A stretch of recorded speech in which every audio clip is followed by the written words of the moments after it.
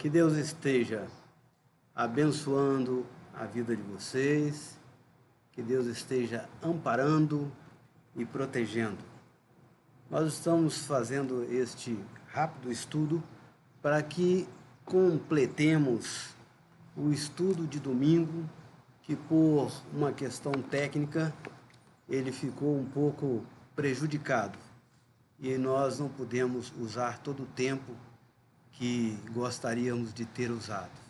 De maneira que vamos complementar o estudo de domingo da Escola Bíblica Dominical, que fala sobre Deus dá a vitória ao homem. Deus dá a vitória a mim e a você. Nós estamos estudando nesse trimestre sobre Gênesis e temos aprendido muito daquilo que o Senhor quer falar para nós. E o objetivo desse estudo agora é justamente compreender que o segredo da vida de José é que o Senhor era com ele. Este é o grande segredo. Compreender que a fé leva os servos de Deus a uma vitória em meio às circunstâncias. Temos problemas de Covid, problemas de perdas, problemas de lutos, problemas financeiros, problemas de diversas ordens, mas o Senhor está conosco, o Senhor está nos guardando, o Senhor está nos protegendo e o Senhor está nos amparando.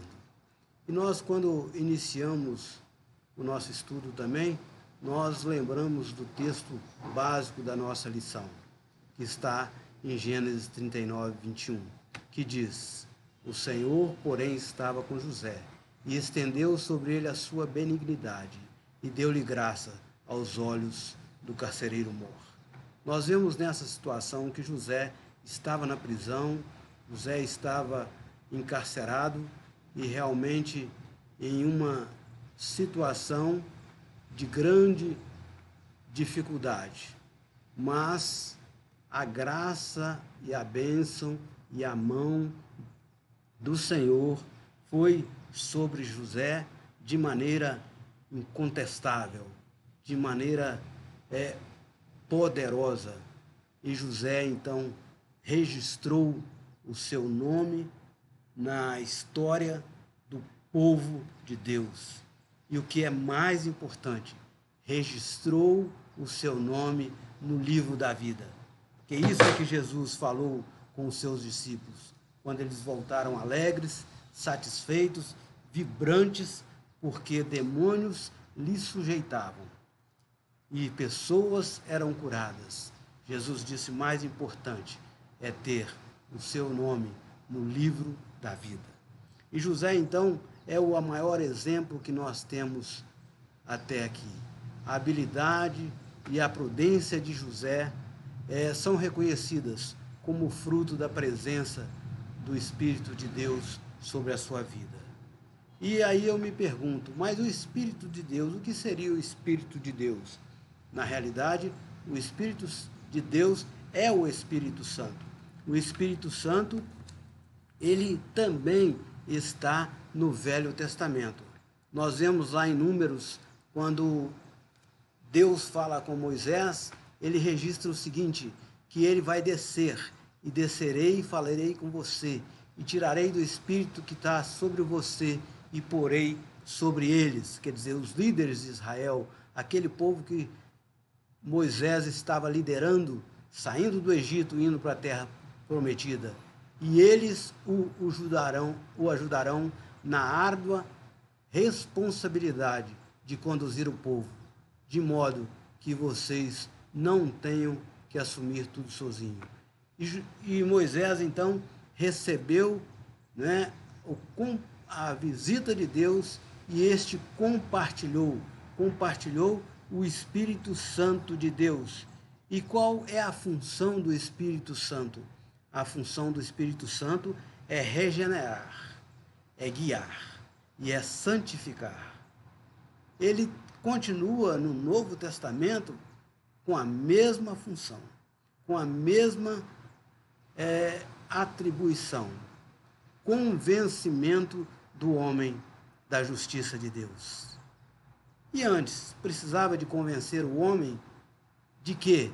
Precisava de convencer o homem que Deus é único, Deus é verdadeiro, e Deus está sobre todas as coisas, e Deus conduz a história, e Deus salva, e Deus estava preparando um Salvador para Israel. O Israel físico e agora o Israel de Deus. Esse Salvador é Jesus Cristo. Então, o que nós percebemos é que lá no Velho Testamento ainda já tinha a ação do Espírito Santo de Deus. E qual é a ideia que nós tiramos desta informação? É que o Espírito Santo é que nos traz a fé naquilo que nós não vemos, naquilo que os nossos olhos físicos não vê. Só os olhos espirituais poderão ver. De maneiras que o Espírito Santo nos conduz ao processo de fé. E a palavra fé, nós citamos domingo que ela está na Bíblia 247 vezes. Apenas uma vez ela encontra-se no Velho Testamento, justamente em Abacuque 2, versículo 4, onde fala: eis que a sua alma está orgulhosa e não é reta nele, mas o justo viverá pela sua fé. O justo viverá pela sua fé. O justo será justificado. O justo é aquele que é justificado pela sua fé. E José teve fé. Teve fé que Deus estava com ele. Teve fé que Deus o conduzia. Teve fé que, apesar dos problemas, apesar das dificuldades, apesar dos traumas de um jovem de 17 anos ser vendido como escravo e suplicar, que a palavra diz que ele suplicava aos seus irmãos para que não fizessem isso, mas ele não se apartou da vontade do Senhor, nem antes, nem na tristeza, nem na dor, nem na prisão, e nem quando ele esteve em opulência, nem quando ele esteve revelando o sonho de Faraó e sendo a segunda pessoa do Egito, acima dele somente Faraó. Então José teve que lidar com tentações. E nós também temos que estar a cada momento lidando com tentações. Se nós queremos fazer a vontade do Senhor, se nós verdadeiramente queremos ser homens e mulheres de fé, nós temos que estar submetendo a nossa vida a um Deus todo-poderoso, a um Deus que conduz a nossa vida, conduz a história, conduz todas as coisas. Então, às vezes, nós temos que lidar também com provações. Às vezes, nós temos que lidar com mágoas. Às vezes, nós temos que lidar com mentiras. Às vezes, nós temos que lidar com maledicências, pessoas que são más, pessoas que são ruins, pessoas que são danosas à nossa vida. Às vezes nós temos que lidar com inveja, com sensualidade, que foi o caso de José. A mulher de Potifar colocou os olhos nele e o desejou, e ele então teve que ir para a cadeia, porque ele se recusou a pecar contra o Senhor. Ele teve que ir para o cárcere. Então nós temos que lidar com as provações. As provações muitas vezes são injustiças que ocorrem em nossa vida. E José, finalmente, quando tudo estava bem, quando tudo estava maravilhoso, quando havia bonança, ele também não se afastou de Deus. Esta é a maravilhosa lição que nós recebemos. José, em momento algum, se afastou ou da presença de Deus. A fé provada, ela produz um coração bondoso. José foi capaz de acolher a sua família. José foi capaz de acolher os seus irmãos, mesmo que eles o tenham prejudicado tanto. Ele ficou 20 anos na ausência de seus pais. Ele ficou 20 anos na ausência do convívio de seus irmãos. Ele ficou 20 anos, desses pelo menos 6 encarcerados, sofrendo perseguições, mas Deus o abençoou, porque a provação produz um coração bondoso quando nós buscamos ao Senhor em todo momento. Então José, ele foi capaz de acolher a família. José, ele também foi capaz de não ser ingênuo. Ele sabia quem eram os irmãos dele. Eles sabiam que eram pessoas perigosas, pessoas que não tinham temor do Senhor. Por isso fizeram com ele o que fizeram. Então, nós também precisamos de saber que não podemos ser ingênuos. Às vezes, pessoas nos magoam, nos machucam, nos maltratam, e nós temos que amar, temos que perdoar, mas nós precisamos de saber quem são essas pessoas, qual a índole dessas pessoas, qual o coração dessas pessoas. E José, então, naquele processo de maturação, de voltar com seus irmãos para junto dele, trazer a sua família para junto dele, ele levou os seus irmãos a refletirem sobre o que eles fizeram, a refletirem sobre o mal que eles fizeram. E, na realidade, o que nós descobrimos é que o mal que nós fazemos não prejudica os outros. Pode até eventualmente prejudicar, mas prejudica nós mesmos. Então foi um momento de reflexão e que eles cobraram uns dos outros a postura daquilo que eles fizeram com o jovem José. E ainda diziam, ele clamava desesperadamente para não ser vendido, para não ser entregue, para não ser morto, para não ser jogado naquela cova sem água, naquele poço sem água, e nós não fizemos caso dele. Então nós precisamos de aprender isto com José. José então teve a oportunidade de fazê-los refletir. José não queria vingança. José queria que eles refletissem e se colocassem diante do Deus Todo-Poderoso. Então nós agora podemos aprender e entender e aplicar para as nossas vidas que a bênção estava sobre José em situação adversa. Muitas vezes a bênção está sobre nós. Nós temos que ter olhos da fé, nós temos que ter visão de confiança, nós temos que ter uma postura de adorador. José adorou ao Pai em todas as situações. Nós precisamos de adorar ao Pai, seja em época de Covid, seja em época de fome, seja em época de guerra, seja em época de infortúnios, seja em época de luto, em qualquer época, nós precisamos aprender a adorar e glorificar o nosso Deus. As pessoas que amamos podem nos desapontar, mas Deus não se esquece de nós. Deus sabia disso e José sabia disso, e José falou com seus irmãos: o mal que vocês quiseram fazer para mim, Deus o transformou em bem.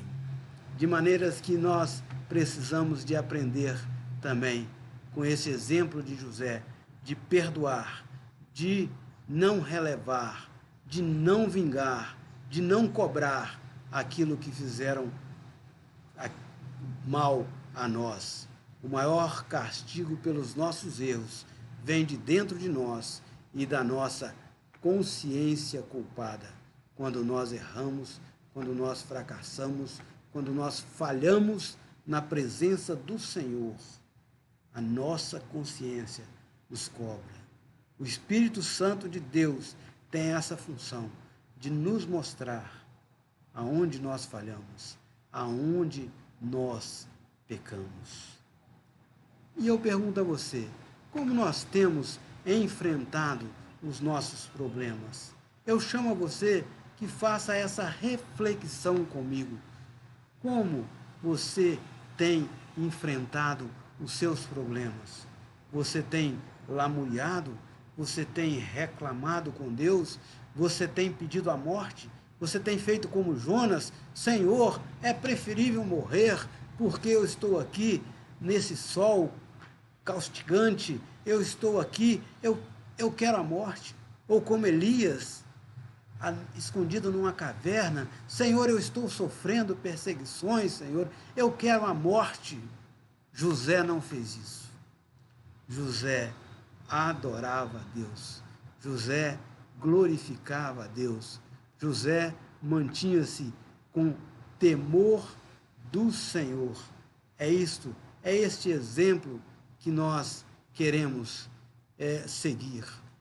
Assim como o apóstolo Paulo fala, ser seguidor dele como ele é de Cristo. Vamos ser seguidor de José, como José foi seguidor de Deus. E que nós possamos alcançar graça diante do Senhor para ser homens e mulheres de fé. Nós glorificamos a Deus, por isso, essa semana nós temos um grupo de oração, temos orado por diversos assuntos, e essa semana nós glorificamos a Deus porque uma irmã da nossa classe, a irmã Neide, deu um testemunho de uma nora dela, que era descrente em relação à existência de Deus. E Deus está fazendo milagres na vida dela. Essa nora dela estava grávida e a criança não ia para a posição natural de nascimento do parto, estava se aproximando o dia de ter o parto e a criança não se mexia e os médicos disseram, temos que fazer uma cirurgia urgente antes do nascimento. E aconteceu um milagre e a criança ontem virou, está na posição normal de parto e esta nora dela agradeceu as orações, as suas orações, as minhas orações, porque Deus é um Deus de milagre. Para que Deus faça milagre, é necessário ter fé, porque sem fé é impossível crer em Deus, sem fé é impossível agradar a Deus, sem fé é impossível compreender a graça, a misericórdia, o amor e receber o abraço de Deus. Que nós possamos orar diariamente e estudar a palavra e clamar a Deus, assim como aquela pessoa que recebeu um milagre, falou, Senhor Jesus, me ajude na minha pequena fé. Que Deus possa nos abençoar e que tenhamos ainda dias diante do Senhor, dias de testemunho de fé e dias de testemunho das grandes coisas que o Senhor tem feito por mim e por você. Que Deus te abençoe, é o que nós rogamos, é o que nós pedimos, é o que nós temos orado no nome de Jesus. Mais uma vez, nós vamos orar e agradecer. Senhor, muito obrigado. Muito obrigado, Senhor, porque nós estamos aqui complementando esse estudo da Tua palavra. Mas, ó Deus, que o Senhor continue falando aos nossos corações, continue abençoando as nossas vidas e que tenhamos, ó Deus, cada dia mais capacidade de testemunhar de Ti, testemunhar e falar das grandes, maravilhosas e miraculosas coisas que o Senhor fez por nós e por isso estamos alegres. Agradecemos no nome de Jesus. Amém. Que Deus te abençoe. Até mais.